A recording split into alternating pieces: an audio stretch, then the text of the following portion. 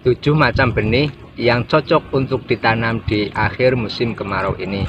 Yang pertama ada jagung manis, yang kedua ada kacang panjang, yang ketiga ada cabai rawit, yang keempat ada cesin dan kangkung Bangkok.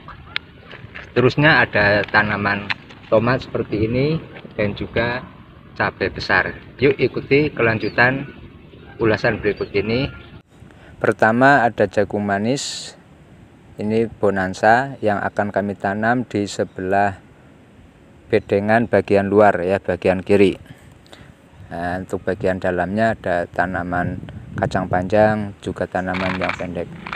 Nah, untuk jagung manis bonansa ini yang dari bibit pertanian itu sudah ada insektisidanya, sudah ada obatnya. Nah, jarak tanam satu baris itu 20 ya, per biji tanaman ini 20. Caranya kita tugal dulu, kita bikin lubang, kita masukkan bijinya satu persatu. Masa budidaya masa tanaman jagung manis itu dari awal tebar biji sampai masa panen kurang lebih 75 hari sampai 80. Artinya di awal tahun baru apabila tanaman ini tumbuh subur sudah bisa panen. Ya, karena sekarang bulan Oktober pertengahan. Untuk pemupukan dan perawatan tanaman jagung manis ini sama seperti tanaman lainnya, pada awal pertumbuhannya atau masa vegetatif itu membutuhkan pupuk yang berkadar nitrogen tinggi. Maksudnya pertumbuhan tanaman itu harus besar dulu, harus sehat dulu. Ya, untuk akhir Oktober mendekati November itu masa-masa kritis. Maksudnya kemarau sudah di penghujung. Jadi tiap hari kita harus rajin-rajin menyiram. Nah, pemupukannya itu 10 hari setelah masa biji tumbuh itu sudah sebaiknya kita pupuk. Ya, bisa menggunakan urea atau NPK yang 15-15. Lah, untuk pemupukan masa generatif ke masa generatif itu masa berbunga biasanya munculnya serabut itu di umur 35 sampai 40.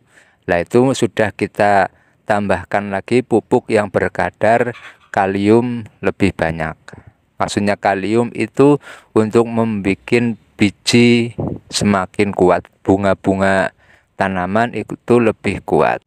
Baik, tanaman berikutnya yang akan kami tanam di akhir musim kemarau ini yaitu kacang panjang. Ya, kacang panjang ini akan kami tumpang sarikan juga dengan tanaman tomat yang sudah di pertengahan masa panen.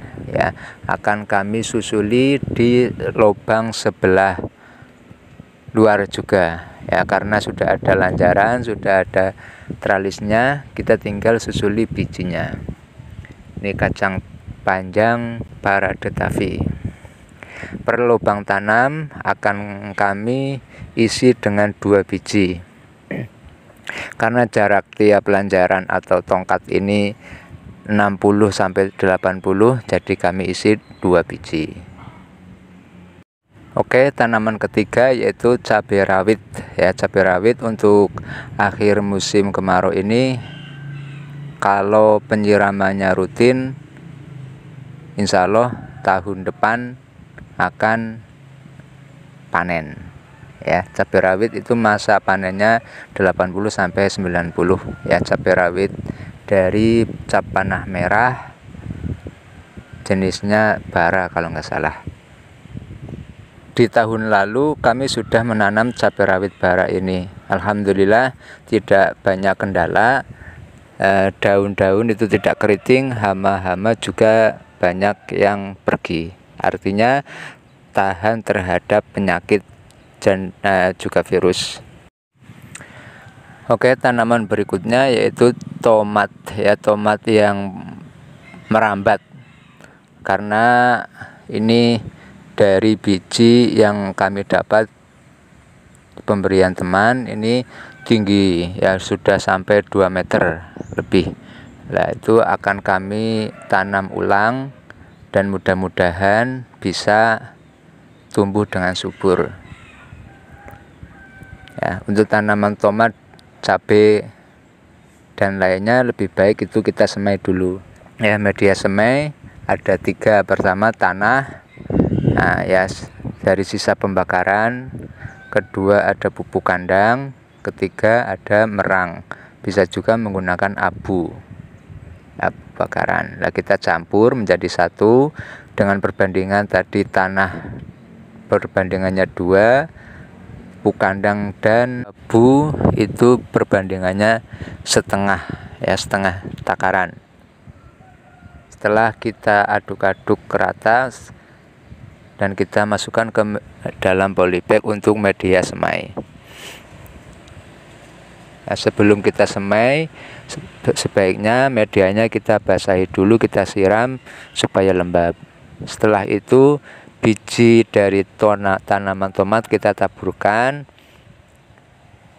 ya ada jarak lah sekitar setengah sentian atau berapa, satu polybag itu satu buah. Nah, ini mudah-mudahan tumbuh subur di awal tahun ini.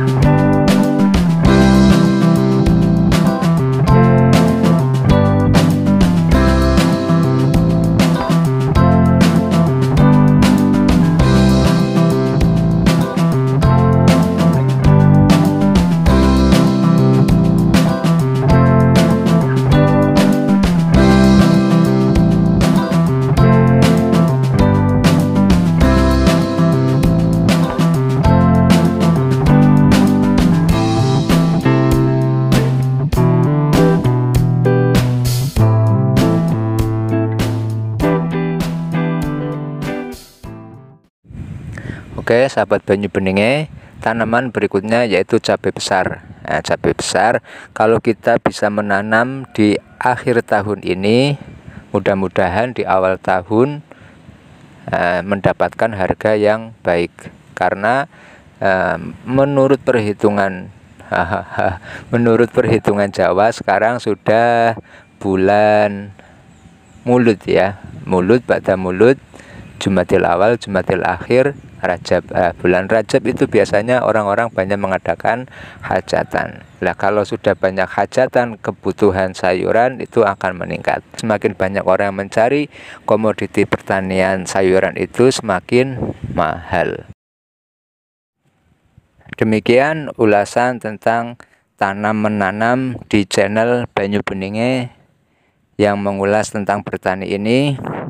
Semoga dengan ulasan tadi kita bisa membuat acuan untuk tanaman di akhir musim kemarau ini.